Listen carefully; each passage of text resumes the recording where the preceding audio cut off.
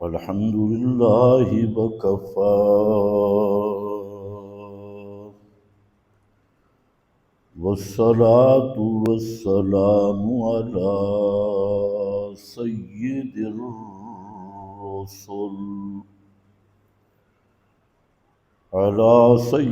الرسل وخاتم الأنبياء.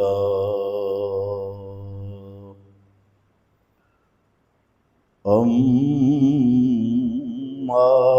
بعد فأعوذ بالله من الشيطان الرجيم. بسم الله الرحمن الرحيم.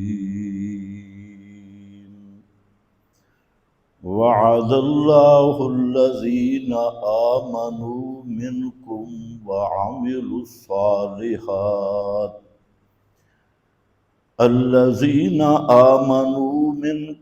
وعملوا الصالحات ليستخلفنهم في الأرض.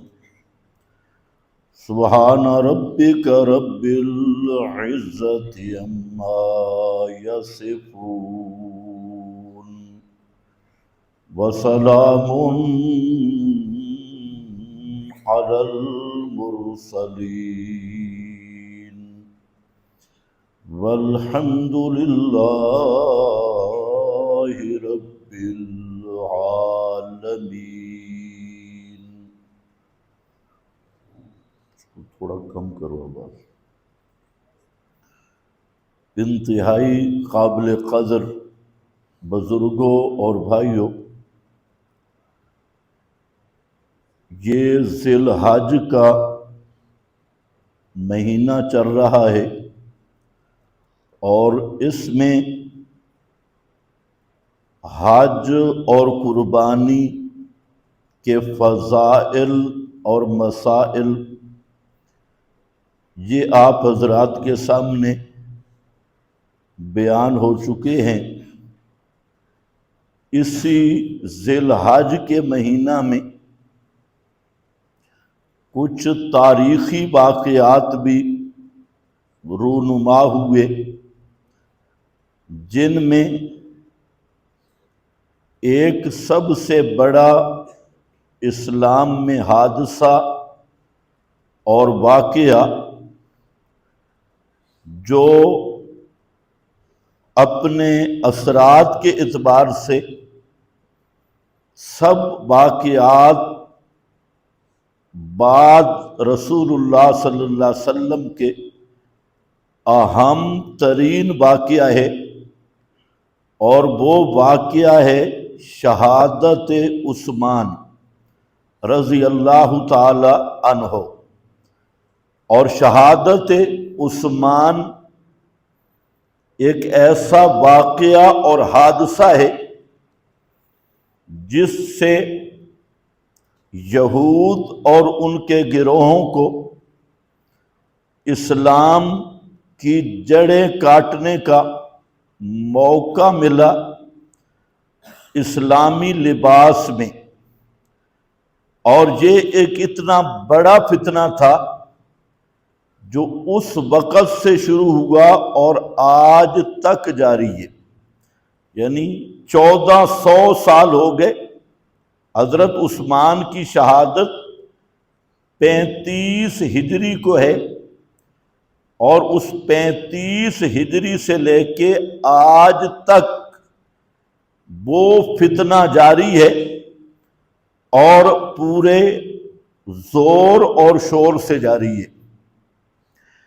تو اس کے جو اثرات اور نتائج ہیں وہ امت اب تک بھگت رہی ہے اور قیامت تک بھگتے گی. اور یہ وہ شریر ترین اور بدمعاش ترین گروہ تھا جو امیر المومنین خلیفۃ المسلمین حضرت عثمان رضی اللہ تعالی عنہ کا باغی گروہ تھا، اور بظاہر انہوں نے سیاسی اصلاحات کا بیانیہ بنایا، لیکن حقیقت میں یہ لوگ یہودی اور مجوسی تھے، اور یہود اور مجوس نے جو ضربیں کھائی تھیں حضرت فاروق اعظم کے زمانے میں، فارس، ایران یہ فتح ہو گیا، اور اسی طرح شام اور عیسائی یہودیوں کو عرب سے نکال دیا گیا، خیبر سے نکال دیا گیا، اور ان کو بھی حضرت فاروق اعظم نے جلا وطن کیا خیبر سے۔ تو یہود اور مجوس کی ملی بھگت سے ایک گروہ تیار ہوا جس کا سرغنہ خالص یہودی، پیبر یہودی عبداللہ ابن سبا تھا، اور یہ ایک وہ تحریک تھی جو بظاہر اسلام کے لباس میں تھی، حقیقتاً یہودی تحریک تھی اور مجوسی تحریک تھی، اور انہوں نے بیانیہ یہ بنایا لوگوں کے سامنے، حضرت عثمان رضی اللہ تعالی عنہ کے ساتھ سیاسی اختلاف، حالانکہ وہ سیاسی اختلاف کچھ بھی نہیں تھا، حقیقت میں یہ یہودیت تھی، مجوسیت تھی، جو اسلام کے رنگ میں ابھر کے آئی اور اسلام کے لبادہ پہن کے آئے۔ یہ وہ غدار اور مکار تھے، اور یہ سب سے پہلی بڑی غداریاں تو پہلے بھی رہی ہیں۔ عبداللہ ابن ابی بھی اسی قبیلے سے تھا، اسی طرح ابن ابی کے جتنے رضاکار تھے منافقین وہ بھی اکثر یہود میں سے تھے، لیکن یہ جو گروہ تھا یہ پوری سیاسی بیانیہ لے کے اٹھا، حالانکہ حقیقت میں یہ خالصتاً یہودیت اور مجوسیت تھی جو بہت بعد میں جا کے ظاہر ہوئی۔ حضرت حسین رضی اللہ تعالی عنہ کی شہادت کے بعد جا کے ان کا نقاب اترا اور سمجھ آئی کہ یہ اصل کیا تھے اور رنگ انہوں نے کیا دیا۔ تو حضرت عثمان رضی اللہ تعالی عنہ کی شہادت سے حضرت حسین رضی اللہ تعالی عنہ کی شہادت تک یہ جتنے واقعات اور حادثات پیش آئے، جن میں جمل بھی ہے، صفین بھی ہے، جن میں خوارج کے ساتھ لڑائیاں بھی ہیں، اور جن میں حضرت علی کی شہادت بھی ہے، اور حضرت حسن حضرت حسین کی شہادت بھی ہے۔ یہ سارے واقعات کو اگر آپ صحیح معنوں میں تاریخ کو سمجھنا ہے تو اس کی بنیاد یہی وہ بدماش گروہ ہے اور باغی گروہ جو منصوص باغی ہیں، اور جن کو رسول اللہ صلی اللہ علیہ وسلم نے اپنی پیشین گوئیوں میں واضح طور پہ باغی کہا اور منافق کہا اور فتنہ پرور کہا اور انہیں فتنہ قرار دیا۔ تو یہ وہی گروہ ہے جو اس کے بعد یہ مختلف رنگوں میں بدلا، کبھی شیعیت کا رنگ چڑھا اور کبھی سبائیت کا رنگ چڑھا اور کبھی امامت کا رنگ چڑھا اور کبھی صوفیت کا رنگ چڑھا۔ یہ جتنا صوفی گروہ ہیں یہ بھی اسی فتنے کی شاخیں ہیں، اور جتنے اہل تشیع ہیں وہ بھی اسی فتنے کی شاخیں ہیں، اور آگے جو قبر پرستی کا فتنہ اور مردوں کی عبادت کا فتنہ، اس کی بنیاد بھی اسی فتنہ سے شروع ہوئی۔ یعنی ہر طرح اسلام کو مٹانے کے لیے اس فتنے نے جو طوفان برپا کیا، تو اس سے پہلے بھی اس کی کوئی مثال نہیں اور اس کے بعد میں بھی اس کی کوئی مثال نہیں۔ اگر کوئی آدمی یہ سمجھنا چاہتا ہے کہ اسلام کا صاف اور شفاف چشمہ، جو اتنا صاف اور شفاف چشمہ جس میں شرک کا کوئی دور دور تک نشان بھی نہیں تھا، اور جس میں رسول اللہ صلی اللہ علیہ وسلم زندہ موجود تھے، تو اس وقت بھی صحابہ کرام علیہم الرضوان، جن میں حضرت علی بھی تھے، اور سارے صحابہ میں سے کوئی صحابی رسول اللہ صلی اللہ علیہ وسلم کے نہ تو ما فوق الاسباب سننے کا قائل تھا، نہ ما فوق الاسباب جاننے کا قائل تھا، اور نہ ہی اپنی مہمات اور مشکلات میں رسول اللہ صلی اللہ علیہ وسلم کی سور و پکار کرتے تھے۔ اور یہ ایسی واضح شہادت ہے قرآن اور بے شمار احادیث اس مضمون پہ موجود ہے۔ آپ صرف احد کا واقعہ لے لیں کہ 70 صحابہ شہید ہو گئے، 70 زخمی ہیں، اطلاع ملتی ہے کہ دوبارہ مشرکین حملہ کرنے آ رہے ہیں، رسول اللہ بھی موجود ہیں اور زندہ رسول موجود ہے، لیکن جب صحابہ کرام سنتے ہیں تو زبان پہ کیا لفظ آتا ہے؟ حسبنا اللہ ونعم الوکیل، یعنی ایسی خالص توحید پہ مبنی، اور دنیا کے کسی مذہب میں ایسی توحید خالص کا نظریہ نہیں جو اسلام میں ہے۔ اور آج بھی اگر آپ ان لوگوں کی ہسٹری پڑھیں جو لوگ پڑھے لکھے ہو کر اسلام سے متاثر ہوئے اور پھر اسلام کو قبول کیا مختلف مذاہب سے، تو ایک ہی وہ نقطہ بیان کرتے ہیں، وہ تصور توحید ہے، اور خالص توحید جو پورے اسلام کی بنیاد اور جان ہے، اور محمد الرسول اللہ صلی اللہ علیہ وسلم نے جو توحید پیش کی یا انبیاء نے پیش کی، اس میں شرک کا دور دور تک کوئی امکان نہیں تھا۔ لیکن وہی امت جو زندوں کو مشکل کشا نہیں سمجھتی تھی، آج مردوں کو مشکل کشا سمجھتی، اور پرانی قبروں کو الوہیت کا مقام دیا، اور ان کی سور و پکار نظر نیاز آج علی حجویری کی قبر پہ کھڑے ہو کے کہتے ہیں داتا میری تیرے آگے، اور تو ہی حاجت روا مشکل کشا ہے۔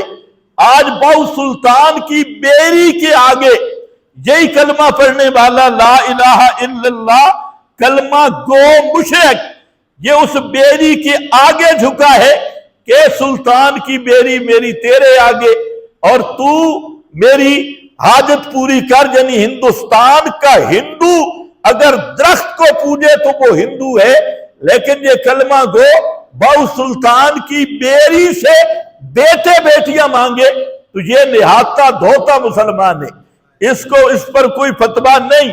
اور ہندوستان کا ہندو اگر ہاتھ سے تراش کے اسے اللہ کا نائب بنا لے اور کہے کہ یہ میرا اللہ تک پہنچنے کا راستہ ہے تو وہ کافر ہے، لیکن مسلمان کلمہ گو اپنے ہاتھ سے دفن کر کے پھر اسے حاجت روا سمجھے، مشکل کشا سمجھے، اسے شفیع سمجھے، اسے سفارشیں کرائے اور اسے سبی سمجھے، تو یہ پکا مسلمان ہے، اس پہ مور لگ گئی یہ کلمہ گو ہے۔ تو یہ سارا گند یہ کہاں سے آیا؟ شرک کا راستہ، بدعت کا راستہ کہاں سے آیا؟ یہ بھی وہی عبداللہ ابن سبا نے جو بنیاد رکھی، وہی فتنہ تھا جو آگے امام جعفر صادق رحمت اللہ علیہ کے دو بیٹے ہیں۔ امام جعفر صادق خود متقی آدمی تھے، نیک آدمی تھے، ان کے دو بیٹے تھے، ایک اسماعیل اور ایک کا نام تھا موسیٰ۔ اب یہاں روافض کا ایک نظریہ امامت ہے، تو وہ ایک لمبی بات سے میں اپنے موضوع کی طرف آنا چاہتا ہوں، لیکن بنیاد سمجھانا ضروری ہے اور سمجھنا بھی ضروری ہے۔ تو وہاں پر ایک حادثہ پیش آ گیا کہ امام جعفر نے اپنا نائب مقرر کیا اسماعیل کو، لیکن اسماعیل فوت ہو گیا، اور یہ شیعہ مذہب میں اتنا بڑا حادثہ تھا کہ پوری شیعہ جہنم میں چلی گئی، کیونکہ ان کا نظریہ یہ ہے کہ امام منصوص من اللہ ہوتا ہے، اللہ تعالیٰ کی طرف سے منصوص۔ اب جب اسماعیل کو امام بنایا تو ان کے عقیدے کے مطابق وہ منصوص تھا، لیکن وہ بچپن میں ہی فوت ہو گیا۔ اب بنایا ہوا امام، اور وہ بھی اللہ کا بنایا ہوا، بھئی یہ امام ہوگا، بچپن میں مر گیا۔ اب پورا مذہب شیعہ پریشان ہو گیا کہ یہ کیا ہو گیا۔ اب انہوں نے دو راہ نکالی۔ ایک گروہ وہ تھا کہ جس نے کہا کہ جناب اسماعیل مرا نہیں، غیب ہوئے، اور یہ پھر آئے گا،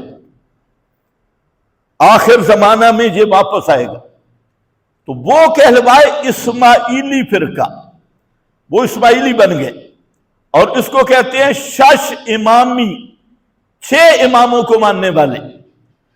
اور جو دوسرا گروہ تھا انہوں نے کہا نہیں، اللہ کو بھول لگ گئی ہے، بدا اللہ چک گئی ہے، بھول گئی ہے، امام بنانا تھا موسیٰ کاظم کو، لیکن اللہ کی طرف سے چٹھی آ گئی، اسماعیل کو امام بنایا، تو یہ اللہ تعالیٰ کو بدا ہو گیا۔ بدا کا معنی اللہ نو بھلیکھا لگ گئی ہے، معاذ اللہ، اللہ کو پتہ نہیں تھا، بعد میں ظاہر ہوا یہ تو مر جائے گا، تو اس لیے ادھر عقیدہ یہ ہے کہ امام مرتے بھی اپنے اختیار سے، لا یموتون الا باختیار منہم، لیکن ادھر یہ نظریہ بھی ہے، تو آپ اندازہ کریں، تو یہاں 6 امامی الگ ہو گئے اور 12 امامی الگ ہو گئے۔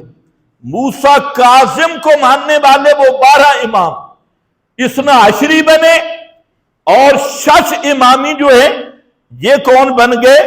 یہ کرامتی، اور یہی 6 امامی اسماعیلی، اور یہی 6 آغا خانی، جو پاکستان میں فرقہ موجود ہے آغا خان کا، یہ بھی یہی 6 امامی آغا خانی ہے، اور انہوں نے سب سے پہلے مل کر یہ پیری مریدی کا سلسلہ شروع کیا۔ پیری مریدی کہاں سے آئی؟ کرامتہ سے، اور کرامتہ اور یہ حسن بن صبا باطنیہ فرقہ وہ بھی انہی کا ہے، اور انہوں نے 7 درجے دعوت کے بنائے اور 7 سٹیپ تصوف کے۔ جب 7ویں درجے پہ انسان پہنچتا ہے تو کہتے ہیں وہ سب کچھ حلال ہو جاتا ہے، خنزیر کھائے سب حلال، زنا بھی جائز معاذ اللہ، خنزیر بھی جائز، نمازیں معاف، روزے معاف۔ یہ آخری درجہ ہے جس کو آپ بولتے ہیں کہ یہ پہنچی ہوئی سرکار ہے۔ یہ پہنچی ہوئی سرکار وہ کہ نمازیں بھی معاف، روزے بھی معاف۔ اب اس کی عبادت چرس پینا ہے، شراب پینا ہے، اور بھنگڑا، ناچ اور پیری مریدی، یہ تصوف کی آخری منزل ہے۔ یہ فنا فی اللہ کے مقام پہ پہنچ گیا، اور بقا باللہ کے مقام پہ پہنچ کر یہ تعلق مع اللہ مضبوط ہوا، اور اسی سے پھر آگے ہوا کہ بندہ نہیں، یہ بندہ خود اللہ ہے۔ یہ بندہ خود کیا بن گیا؟ اللہ، معاذ اللہ بن گیا۔ تو اب توجہ ہے میری طرف۔ تو میں عرض یہ کر رہا تھا کہ سب سے پہلا فتنہ، تمام فتنوں کی بنیاد، اس کو سمجھنا چاہیے کہ وہ سبائی فتنہ تھا۔ عبداللہ ابن سبا کی پارٹی تھی جو حضرت عثمان رضی اللہ تعالی عنہ کے مقابلہ میں آئی، اور وہ مقابلہ کا رنگ سیاسی تھا، لیکن اصل میں کفر پر اسلام کا لباس تھا، اور یہودیت تھی، مجوسیت تھی جو اسلام کے لبادے کے اندر آئی تھی۔ عام میں جتنے پڑھے لکھے لوگ ہیں اس پر میں نے مفصل بحث کی ہے، لکھا ہے اپنی کتاب کلمۃ التوحید۔ اس کے ابتدا میں پوری تاریخ میں نے لکھی کہ اسلام میں شرک کیسے آ گیا۔ اور مواحدین میں شرک کہاں سے آیا، مسلمانوں میں شرک کہاں سے آیا، تو اس پر پوری بحث سے وہاں دیکھ لو۔ تو بہرحال آج میں نے چند باتیں عرض کرنی ہے کہ حضرت عثمان رضی اللہ تعالی عنہ کے متعلق سب سے پہلی بات کہ اللہ رب العزت نے سورۃ نور میں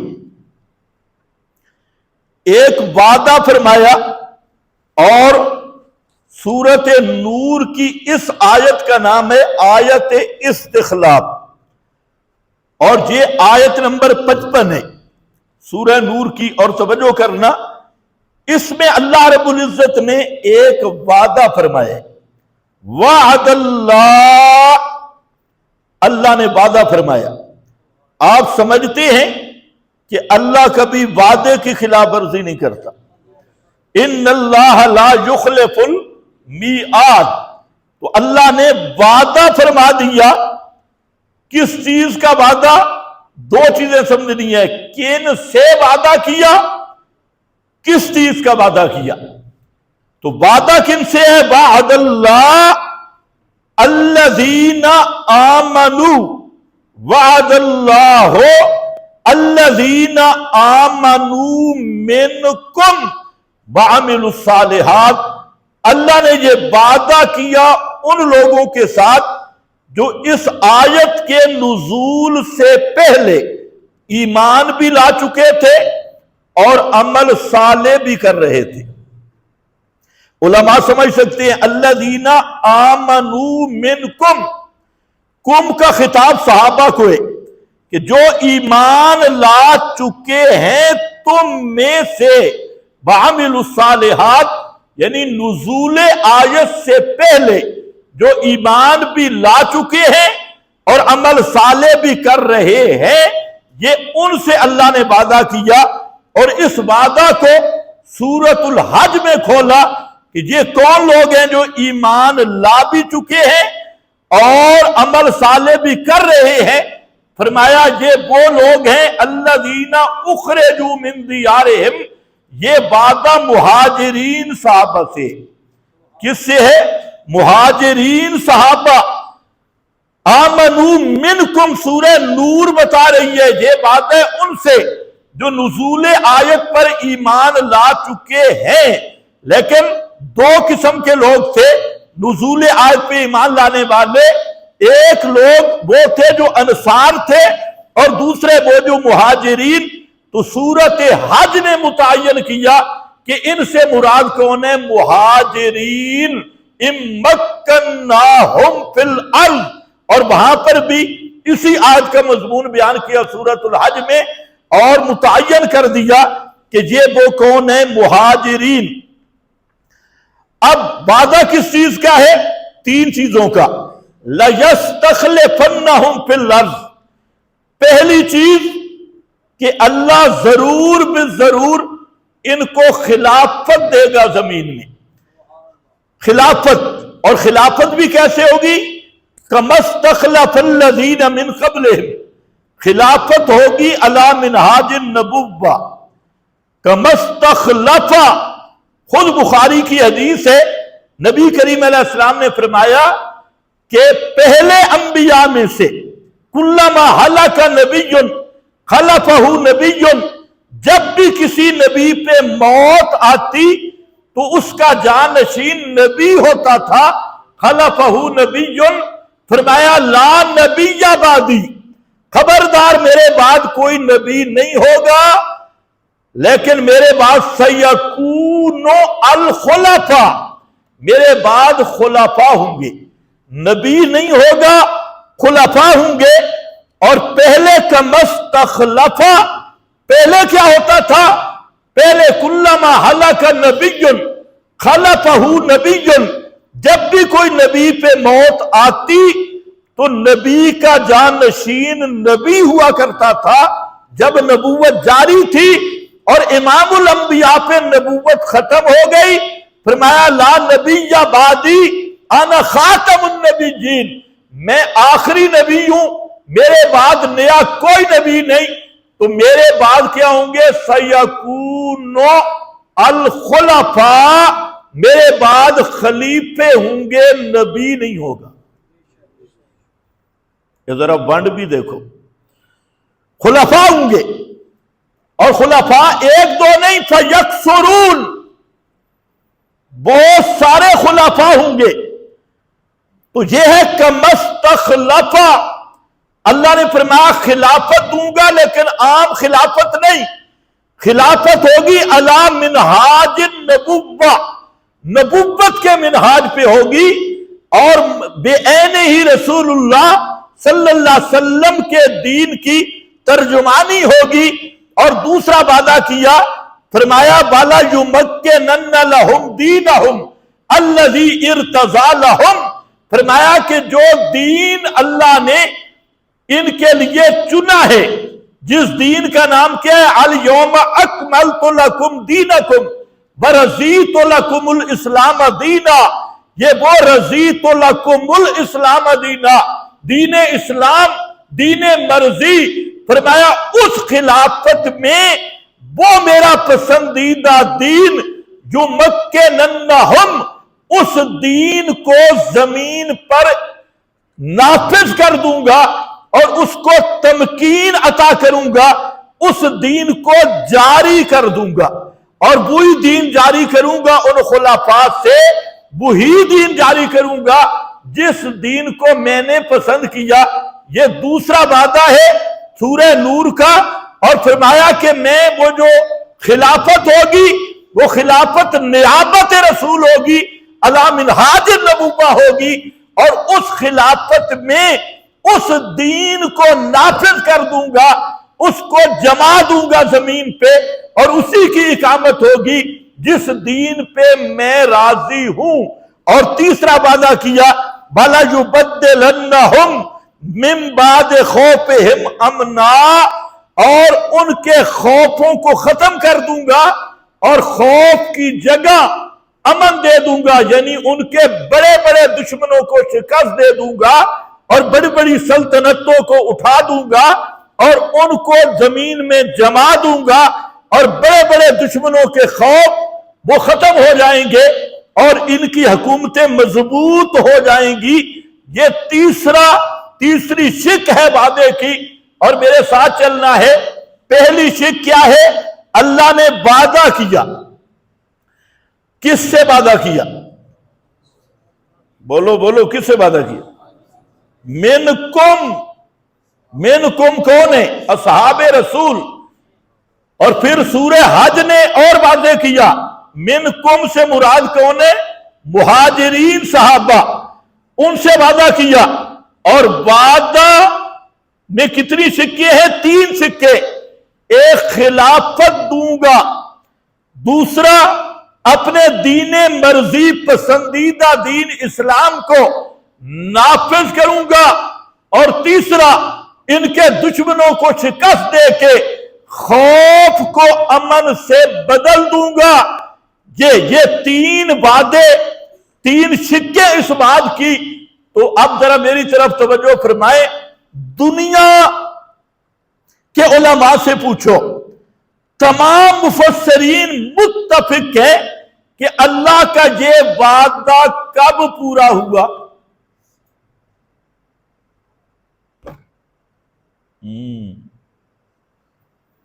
پورا ہونا چاہیے یا نہیں؟ تو اس کی ایک ہی صورت ہے، وہ وعدہ پورا ہوا ابو بکر، عمر، عثمان، علی کی خلافت میں۔ کس میں پورا ہوا؟ بولو، ابو بکر، عمر، عثمان، علی رضی اللہ تعالی عنہم اجمعین کی خلافت میں۔ اور اگر یہ بات تسلیم نہ کی جائے تو پھر اللہ کا وعدہ ہی سچا نہیں رہتا۔ 14 صدیاں گزر گئیں اور میں نے کہا کہ وعدہ ہوا کس سے ہے؟ صحابہ سے وعدہ ہے، آمنو منکم، اور صحابہ میں سے بھی مہاجرین سے وعدہ ہے، مہاجرین صحابہ سے۔ اگر اصحاب پیغمبر کی خلافت راشدہ، خلافت ابو بکر، خلافت عمر، خلافت عثمان، خلافت علی، اس کو برحق نہ سمجھا جائے تو اللہ کو اس وعدے میں جھوٹا ماننا لازم آئے گا۔ جو اللہ کو وعدے میں جھوٹا مانے وہ مسلمان نہیں، وہ کون ہوتا ہے؟ جو اللہ کو جھوٹا کہے وہ مسلمان نہیں، وہ کیا ہوتا ہے؟ بولو، تم فتویٰ نہ لگاؤ، میں قرآن سے دکھا دوں گا۔ وہ آدمی کافر ہے، تو نتیجہ یہ نکلا کہ پوری امت متفق ہے کہ اللہ نے جو یہ وعدہ کیا تھا یہ وعدہ پورا ہوا جیسے اللہ نے وعدہ کیا تھا، اور اس کی صورت کیا ہے؟ صورت خلافت ابو بکر ہے، خلافت عمر ہے، خلافت عثمان ہے، خلافت علی ہے۔ اگر یہ خلافتیں برحق نہ مانی جائیں تو اس وعدے کا روئے زمین پر کہیں وقوع اور ثبوت اور تحقق ہو سکتا نہیں۔ اور جو اللہ کو وعدوں کو جھوٹا کہے وہ مسلمان نہیں ہے۔ اب لوگ کیا کہتے ہیں؟ لوگ کہتے ہیں یہ وعدہ ابھی پورا نہیں ہوا، یہ وعدہ پورا ہوگا جب مہدی آئے گا، یہ وعدہ ابھی باقی ہے۔ تو میں نے کہا مہدی سے تو وعدہ ہی نہیں، یہ مہدی سے وعدہ ہی نہیں، یہ وعدہ کس سے ہے؟ الذین آمنوا منکم وعملوا الصالحات، اور یہ وعدہ ان قربانیوں کے صدقے جو صحابہ کرام نے قربانیاں دی، بشارت ان کو دی رہی، مارے وہ کھا رہے، گھر انہوں نے چھوڑا، پیغمبر کے قدموں پہ سب کچھ قربان انہوں نے کیا۔ اللہ وعدہ کرے صحابہ سے اور پورا کرے مہدی کے ساتھ۔ پتہ نہیں تمہیں سمجھ بھی آئی ہے کہ نہیں؟ وعدہ صحابہ سے اس طرح تو شباز شریف بھی نہیں کر سکتا۔ دنیا کا کوئی جھوٹا حکمران کرے تو کرتا رہے، رب سچا ہے، وہ جس سے وعدہ کرتا ہے انہی سے وعدہ پورا بھی کرتا ہے۔ پھر اس میں متواتر احادیث موجود ہے، متواتر احادیث نبی کریم علیہ السلام خود فرما گئے، اور کبھی خواب میں آپ کو دکھایا گیا، پیغمبر کا خواب بھی وہی ہے، اور کبھی پیغمبر کریم صلی اللہ علیہ وسلم نے خود ارشاد فرمایا اور وحی کے ذریعے آپ کو بتایا گیا کہ یہ خلفاء کی ترتیب کیا ہوگی۔ فرمایا سب سے پہلے ابو بکر ہوگا، پھر عمر ہوگا، پھر عثمان ہوگا، پھر علی ہوگا۔ یہ ترتیب خلافت خود احادیث میں، بخاری مسلم میں، ابو داؤد میں اسی ترتیب سے موجود ہے۔ تو پیغمبر کریم کا فرمان، صحابہ اور امت کا اجماع، اس پر ساری امت کے مفسرین کا اتفاق، یہ امر متفق علیہ ہے کہ یہ جو اللہ نے وعدہ کیا، یہ وعدہ کس سے کیا؟ صحابہ سے۔ اور یہ وعدہ پورا کس طرح ہوا کہ ابو بکر کی خلافت کی صورت میں، عمر کی خلافت کی صورت میں، عثمان علی کی خلافت کی صورت میں یہ وعدہ پورا ہو گیا۔ اگر ان کی خلافتوں کو اس وعدے کا مصداق نہ سمجھا جائے تو دنیا شیعیت دہلی سے ایران تک جمع ہو جائے، اللہ کے اس وعدہ پہ کسی صورت میں ایمان لا سکتی نہیں۔ کچھ بنیاد سمجھ آئی؟ اس کے بعد سمجھنے کے بعد سارے اعتراضات ختم ہو گئے، سارے اعتراضات۔ ذرا سمجھو بات، جہاں اللہ نے وعد اللہ الذین آمنوا منکم وعملوا الصالحات، اللہ نے جو وعدہ کیا اس وعدے کے سیاق میں ایمان اور عمل صالح کو ذکر کیا، تو یہ اس بات کی حجت اور دلیل ہے کہ جس ترتیب سے خلافت ہوگی اسی ترتیب سے فضیلت ہوگی، اسی ترتیب سے شان ہوگی۔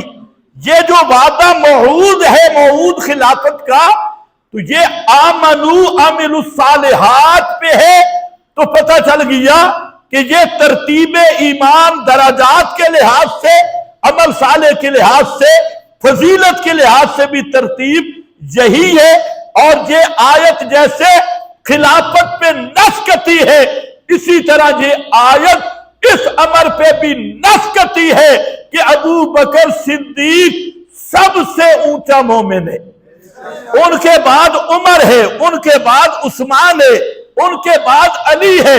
یہ تینوں درجات اور تفضیل کے درجات آمنو وعملوا الصالحات کے سیاق سے بھی سمجھ آگے، اور ابو بکر، عمر، عثمان، علی کا ایمان بھی قطعی طور پہ سمجھ آ گیا۔ اور اب مسئلہ رہ گیا خلافت کے بعد کیا ہوگا۔ خلافت، یہ خلیفہ بنیں گے تو پھر کوئی تبدیلی آئے گی۔ شروع میں فرمایا وعد اللہ الذین آمنوا منکم وعملوا الصالحات، ایمان عمل صالح کی بنیاد پہ خلافت ملے گی، اور خلافت ملنے کے بعد کیا ہوگا، یعبدوننی لا یشرکون بی شیئا، خلافت سے پہلے بھی پکے مومن، خلافت کے بعد بھی پکے مومن مل گئی، اور کیا کریں گے، یعبدوننی لا یشرکون بی شیئا۔ اسلام میں خلافت نام اقامت توحید کا ہے، کس کا؟ بولو بولو شاباش، آج تھوڑا مشکل مضمون آ گیا ہے، توحید کی اقامت کا۔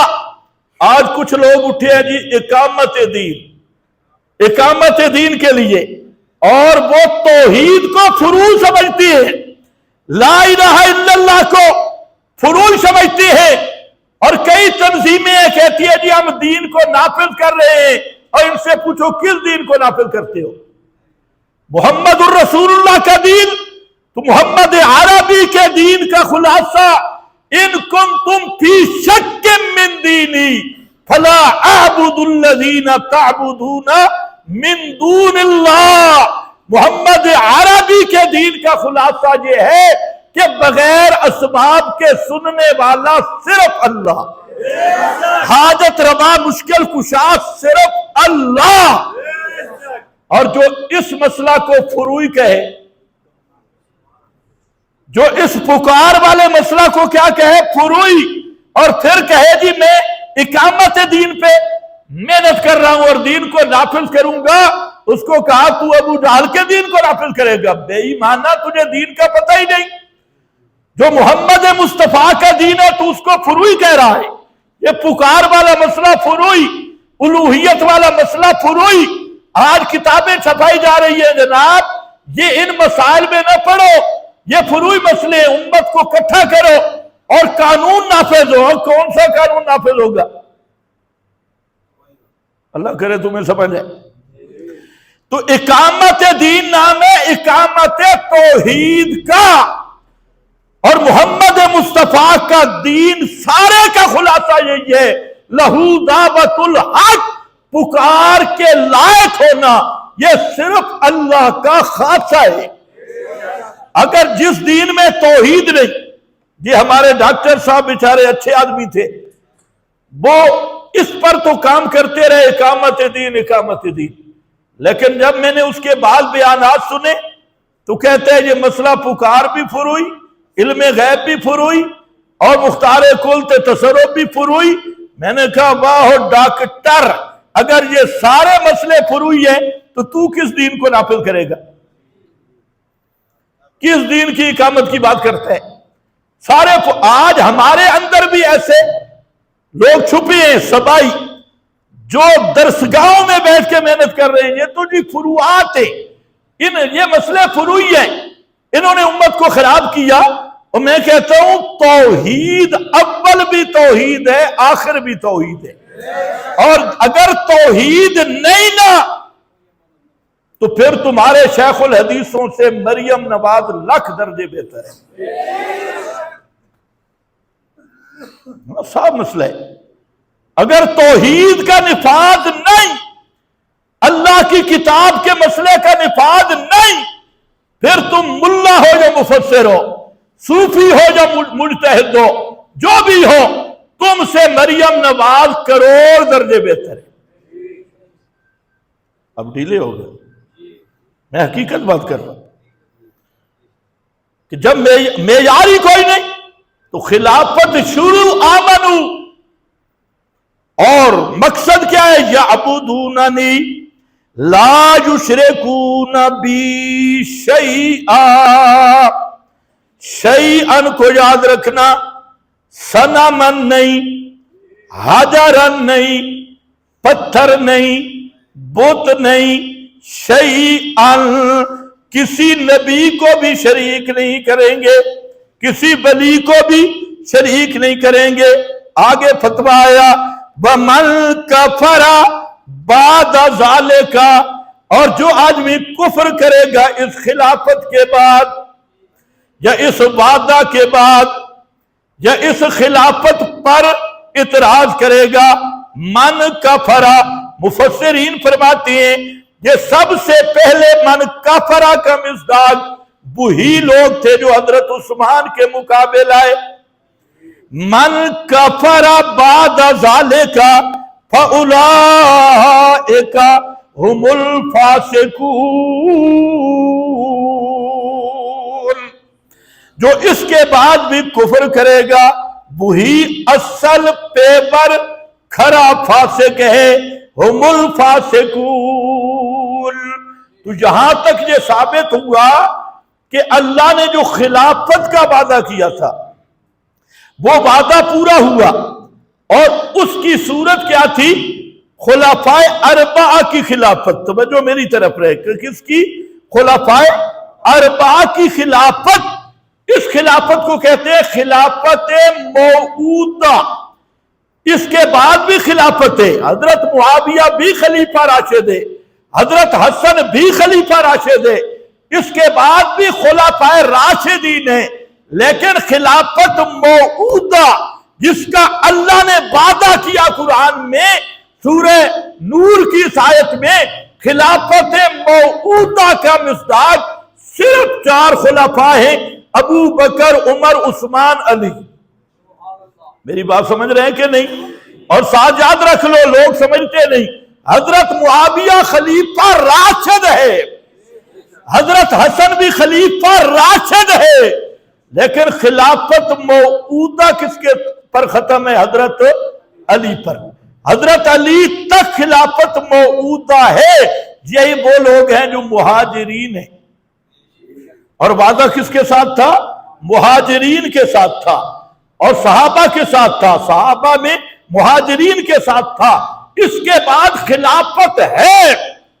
یہ جو بعض لوگ حضرت معاویہ کو خلیفہ نہیں مانتے، یہ بھی بالکل اجہل الناس ہے۔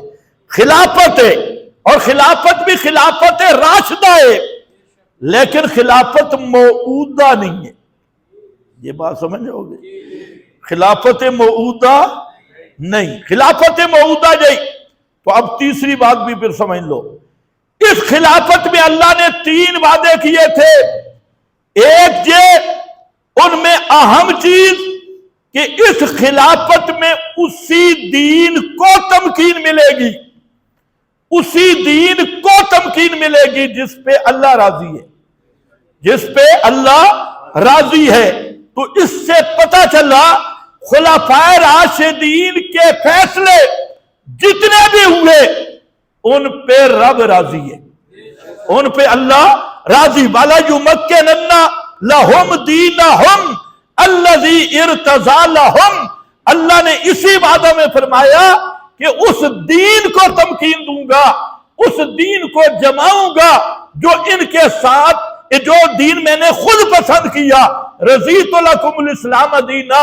تو خلفائے راشدین کی بنیاد، چاہے وہ تراویح کا فیصلہ تھا اس پہ بھی رب راضی، 3 طلاقوں کا فیصلہ تھا وہ بھی دین مرضی ہے، جمعے کی 2 اذانوں کا فیصلہ تھا وہ بھی دین مرضی ہے۔ تو ان خلفائے راشدین نے جو کچھ دیا یہ وہ دین ہے جس پہ رب راضی ہے۔ اب اگر کوئی رافضی ناراض ہو، غیر مقلد ناراض ہو، کوئی بدعی ناراض ہو، کوئی مودودی ناراض ہو، کوئی اور ناراض ہو تو وہ جائے جہنم میں۔ اللہ نے فرمایا میں اسی دین جس دین پہ راضی ہوں ان کی خلافت میں اسی دین کو تمکین فی الارض عطا کروں۔ کوئی اعتراض رہ گیا؟ ساتھ حدیث بھی ملا۔ اچھا یہ جو ترتیب میں نے ذکر کی نا، یہ ترتیب بڑے پیارے طور پہ بخاری میں آئی، بخاری میں بھی اور حدیث کی بہت ساری کتابوں میں نبی کریم صلی اللہ علیہ وسلم نے یہی ترتیب آپ صلی اللہ علیہ وسلم سے، حضرت علی سے اور بہت سارے صحابہ سے ثابت ہے۔ وقت بہت کم ہوتا ہے، بنیاد تمہید تو آ گئی، اب ذرا سنو۔ بخاری شریف کی حدیث ہے 3697، اور پھر یہ حدیث بخاری ہی میں 3655 نمبر پہ بھی موجود ہے، اور 115 سندیں ہیں مختلف کتب میں اس حدیث کی، 115 اسانی اور 115 کتب حدیث میں موجود ہے۔ حدیث پڑھنے پڑھانے کا یہ طریق نہیں جیسے جیل میں ہے، اردو والی مشکات سامنے رکھ کے انٹرنیشنل نمبری کے مطابق الو کو پتہ ہی نہیں، تو ایک حدیث تب سمجھ آتی ہے کہ اس کے سارے نمبر نکالو۔ اب یہ سارے نمبروں والی حدیث ہے، اس میں بخاری میں لفظ ہے حضرت عبداللہ ابن عمر رضی اللہ تعالیٰ عنہ، لفظوں پہ غور کرنا، فرماتی ہیں کننا فی زمن النبی لا نعدل بأبی بکر احدا ثم عمر ثم عثمان۔ ترتیب یہی تھی، فرماتے ہیں رسول اللہ کے زمانے میں، لفظ کیا ہے؟ رسول اللہ کے، اب کس کا زمانہ ہے؟ یہ نقطہ بھی اعلیٰ کرنا چاہیے۔ رسول اللہ کی نبوت قیامت تک ہے یا نہیں؟ تو اس کا کیا معنی ہے فی زمن النبی؟ رسول اللہ کے زمانے کا پھر کیا مطلب؟ حالانکہ رسول اللہ صلی اللہ علیہ وسلم یا ایھا الناس انی رسول اللہ الیکم جمیعا کافۃ للناس رحمت للعالمین، جب آپ کی نبوت قیامت تک کے لیے ہے تو فی زمن النبی کا کیا معنی؟ اللہ کرے آپ کو سمجھ آئے کہ رسول اللہ کے زمانے میں، یہ بخاری ہے، اور بخاری جو بغیر تدبر اور تفکر کے پڑھے اسے بخار آتا ہے، بخاری سمجھ کے پڑھنی چاہیے۔ فی زمن النبی، آگے فرماتی ہیں کہ ہم ابو بکر کے برابر کسی کو نہیں سمجھتے تھے، ابو بکر کے بعد عمر، عمر کے بعد عثمان، یہ ترتیب کون ہے؟ اور یہ صحابہ کا نبی کے زمانے میں اجماع ہے، صحابہ کا نبی کے زمانے میں اجماع۔ بتانا یہ چاہتی ہے کہ پیغمبر کریم زندہ تھے تب ہم یہ سمجھتے تھے، لیکن پیغمبر کریم نے کبھی نکیر نہیں کی ہمارے اوپر، تو مطلب یہ کہ سب صحابہ پیغمبر کی رضا کے ساتھ اور پیغمبر کی زندگی میں اس بات پہ متفق تھے کہ اس امت میں سب سے افضل ابو بکر ہے، ابو بکر کے بعد عمر ہے، عمر کے بعد عثمان ہے۔ آج ڈاکٹر طاہر القادری جیسا پادری اٹھا اور اس نے ترتیب بدلی، کہتے ہیں حضرت علی ابو بکر سے افضل، دور لعنتیہ ہے بے ایمانہ، تجھے زیادہ سمجھ ہے یا نبی کے صحابہ کو زیادہ سمجھ ہے؟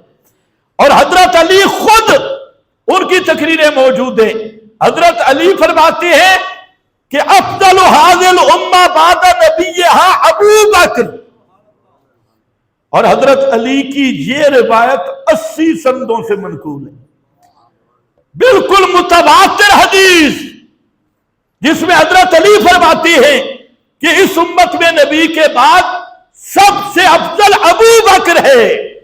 اب علی زیادہ پڑا ہوا تھے رضی اللہ تعالیٰ عنہ یا کینیڈا کا شیخ الاسلام؟ حضرت علی خود فرماتے ہیں کہ اس امت میں سب سے بڑا افضل کون ہے؟ ابو بکر۔ اور یہ بخاری پڑھ رہا ہوں اور ابن عمر رسول اللہ کے زمانے کی بات کر رہے ہیں۔ آگے دوسرے نمبر پہ حدیث فرمایا کنا نخیر بین الناس فی زمن النبی فنخیر ابا بکر ثم عمر ثم عثمان، ہم سب سے افضل ابو بکر کو نبی کے زمانے میں اور پھر عمر پھر عثمان۔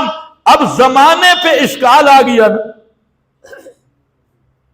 یہ لفظ اب ساری روایتیں نکال لی ہیں۔ سوال یہ ہے کہ پیغمبر کی نبوت قیامت تک ہے کوئی تمہیں منکر؟ پھر فی زمن النبی کا کیا معنی کہ نبی کے زمانے میں؟ فی عہد النبی کا کیا معنی؟ اب جب ہم نے یہ حدیث نکالی، مصنف ابن ابی شیبہ جو امام بخاری اور مسلم کے بھی استاد ہیں، ان کی کتاب مصنف ابن ابی شیبہ میں علامہ ابن ابی شیبہ فرماتے ہیں، حدیث کا نمبر ہے 3031 اس پر فرماتے ہیں انا کنا نقول برسول اللہ حی برسول اللہ حی، سارے پڑھو ذرا، برسول اللہ حی، ہم یہ بات کرتے تھے جب رسول اللہ زندہ ہوتے تھے، برسول اللہ حی، کیا ہوتے تھے؟ زندہ ہوتے تھے، تب ہم کہتے تھے کہ ساری امت سے افضل ابو بکر ثم عمر ثم عثمان، یہی ترتیب ہے، اور اس کے بعد حضرت علی ہے، اور یہی بات حضرت علی نے فرمایا افضل هذه الامہ ابو بکر ثم عمر۔ آگے فرمایا اگر تم چاہو تو میں تیسرے کا نام لوں، تو کوئی مسئلہ پیش آئے اور حضرت علی ممبر سے اتر آئے۔ حضرت حسین کہتے ہیں کہ میں پوچھنا تھا یہ تیسرا کون ہے؟ تیسرا آدمی کون ہے جس کی بات ہو؟ کہتے ہیں میں نے اپنے ابا جی سے پوچھا یہ ثالث کون ہے تیسرا؟ فرمایا عثمان، یہ تیسرا عثمان ہے، اور یہ حضرت عثمان کی شہادت کے بعد کا واقعہ ہے۔ فرماتے ہیں یہ تیسرا عثمان ہے، یہی بات حضرت علی نے فرمائی، یہی سارے صحابہ کا اتفاقی مسئلہ، اور وہی میں نے کہا کہ آمنوا وعملوا الصالحات، خلافت ایمان اور عمل صالح پر مرتب ہے، تو جیسے خلافت کی ترتیب ہے یہی فضیلت کی بھی ترتیب ہے، اور یہی عظمت اور شان کی بھی ترتیب ہے کہ پہلے نمبر پہ خلیفہ ابو بکر ہے، تو پھر عمر، پھر عثمان، پھر علی ہے۔ یہی ترتیب شان ہے، ترتیب فضیلت ہے، جو ترتیب خلافت ہے، اور یہ اس خلافت موعودہ کی خصوصیت ہے۔ اس کے بعد یہ ترتیب شان نہیں، مفضول بھی خلیفہ بن سکتا ہے، غیر مفضول بھی بن سکتا ہے، لیکن خلافت موعودہ کی ایک خصوصیت یہ بھی ہے کہ جو ترتیب خلفاء کی ہے وہی ترتیب ان کے ایمان، عمل صالح اور شان، اللہ کے ہاں عزت اور مقام کی بھی وہی ترتیب ہے۔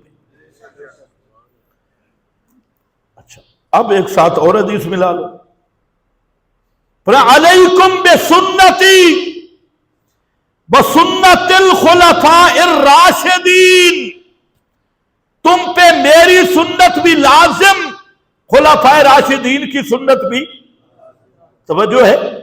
اچھا آپ مجھے بتائیں، میں نے کوئی 15 اعتراض ذہن میں تھے جو حضرت عثمان پہ لوگ کرتے ہیں، آج میرا ذہن تھا میں وہ بیان کروں، لیکن جب میں سیڑھیاں اتر رہا تھا تو میرے ذہن میں بات آئی کہ یار یہ ایک ایک کا جواب دینے کی بجائے موڑتے رمبا رکھو، ایک ایک کا جواب دینے کی بجائے یہ وہ بنیاد ہے، یہ اترتے ہوئے میرے ذہن پہ بات آئی، الگ الگ جواب بھی ہم دیں گے، لیکن بنیاد یہ ہے جب پیغمبر فرماتے ہیں خلفائے راشدین کی سنت تم پہ لازم، قرآن کہتا ہے وَلَا يُمَكِّنَنَّ لَهُمْ دِينَهُمْ الَّذِي ارْتَضَىٰ لَهُمْ، اور پھر قرآن کہتے ہیں مِنَ الْمُهَاجِرِينَ وَالْأَنصَارِ وَالَّذِينَ اتَّبَعُوهُمْ بِإِحْسَانٍ رضی اللہ، مہاجرین اور انصار کا جو متبع ہے،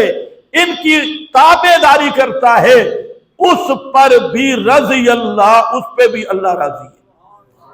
اب کسی ایک شیخ جی حضرت عثمان نے اذان کیوں بڑھائی، جواب کی ضرورت ہے؟ بولو بولو بولو بولو بولو۔ حضرت عمر نے تراویح کیوں پڑھائی، اور جی تمتع سے منع کیوں کیا، کسر پوری پڑی نہ پڑی؟ میں نے کہا بک بک بند کر، ملا جی پروفیسر جی کن کو چھیڑ رہا ہے؟ جن کی اتباع اللہ کی رضا کی بنیاد بن گئی ہے، اور تو گٹر کا کیڑا اعتراض کرے گا حضرت عثمان پہ؟ تو اعتراض کرے گا جس کا ابھی تک باپ کا شناختی کارڈ نہیں مل رہا؟ تو اعتراض کرے گا حضرت عثمان پہ، حضرت عمر پہ، حضرت علی پہ، حضرت ابوبکر صدیق پہ؟ تو اپنا نسب نامہ چیک کروا، تیری حیثیت ہی نہیں کہ اصحاب رسول پہ تو اعتراض کرے۔ تو ہے کون؟ تجھے ہم جواب دیں گے۔ قرآن کہہ رہا ہے کہ یہ وہ لوگ ہیں جو آمنو بھی ہیں، عامل الصالحات بھی ہیں، خلافت سے پہلے بھی، خلافت کے بعد بھی، اور ان کی خلافت میں جس دین کا نفاذ ہوا یہ وہی دین ہے، رضیت لکم الاسلام دینا دینہم الذی ارتضی لہم، یہ وہی دین ہے۔ تو میں پوچھنا چاہتا ہوں، اگر کوئی آج پروفیسر، ڈاکٹر، سکولی اٹھ کے سندے مانگے حضرت عثمان نے یہ کیوں کیا، تو اسے الٹا لٹکانا چاہیے یا نہیں؟ حضرت عثمان تو وہ ہے جن کی گارنٹی موجود ہے، اور تیری گارنٹی کیا ہے؟ تو اعتراض کرے گا حضرت عثمان پہ؟ انفن فی الماء بعثتن فی السماء، تیری حیثیت کیا ہے صحابہ پہ اعتراض کرنے کی؟ ہاں، صحابہ پہ اگر کوئی اعتراض کرے نا تو کم از کم صحابی ہو، صحابی پہ اعتراض کر سکتا ہے، لیکن تو گندی نسل، تو کیسے اعتراض کرے گا صحابہ پر؟ تو اس لیے پیغمبر کریم نے جو فارمولہ بتایا نا، اذا رأیتم الذین یسبون اصحابی فقولوا لعنت اللہ علی شرکم، کہ جب دیکھو نا کہ لوگ میرے صحابہ پر تبصرے کر رہے ہیں اور صحابہ کی غیبت کر رہے ہیں، تو تم نے فوراً کیا کرنا ہے؟ فقولوا، یہ فا آیا، فا مہلت دیتے ہی نہیں، تم نے فوراً کہہ دینا ہے بھائی بکواس بند کر، تیرے اوپر خدا کی لعنت اور پھٹکار۔ کیا جواب دیں گے؟ فقولوا لعنت اللہ علی شرکم۔ بعض تو آدمی وہاں کرے جہاں گارنٹی نہ ہو، یہ تو وہ لوگ ہیں جن کی رب نے گارنٹی دی ہے، ان پہ اعتراض کرے گا۔ اور جی حضرت عثمان حج تمتع سے منع کرتے تھے، اور جی کسر کا مسئلہ تھا، فلانا تھا، اور میں نے کہا تو حضرت عثمان کو فقہ سمجھائے گا؟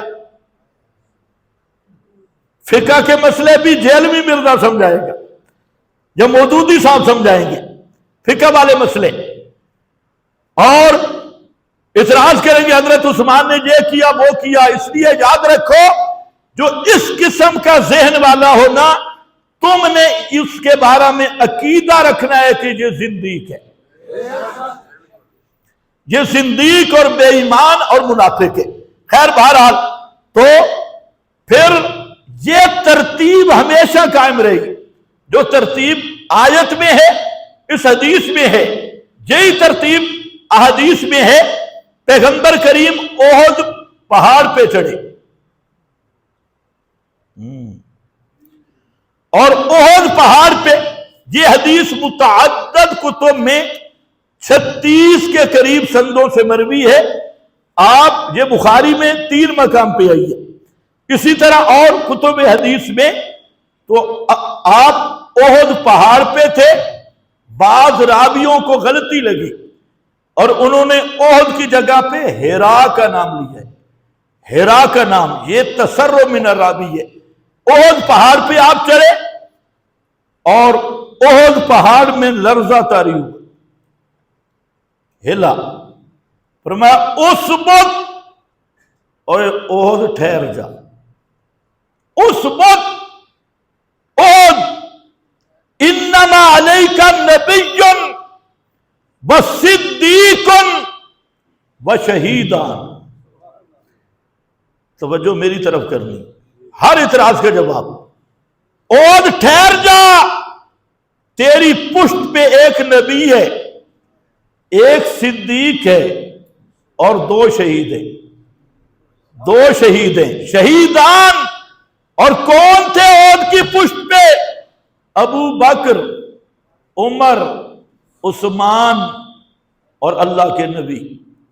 ایک نبی، مرزے کا بھی مکالہ ہو گیا، نبی صدیق، نبوت کے بعد نبوت نہیں، صدیقیت ہے، صدیق و شہیدان، 2 شہید۔ کیا سمجھے ہو؟ حضرت عثمان کو شہید کس نے فرمایا؟ توجہ کرنی ہے، کس نے فرمایا؟ رسول اللہ نے صلی اللہ علیہ وسلم شہید فرمایا۔ اور صرف ایک مقام نہیں، جہاں میرے پاس 6 صحابہ سے امام احمد بن حنبل نے 6 صحابہ سے یہ 6 حدیثیں بنتی ہے جن میں انہوں نے بیان کیا کہ حضرت عثمان رضی اللہ تعالی عنہ یہ کپڑا اوڑھ کے آ رہے تھے اور نبی کریم صلی اللہ علیہ وسلم نے فرمایا کہ صحابہ کو کہ میرے بعد ایک بہت بڑا فتنہ ہوگا۔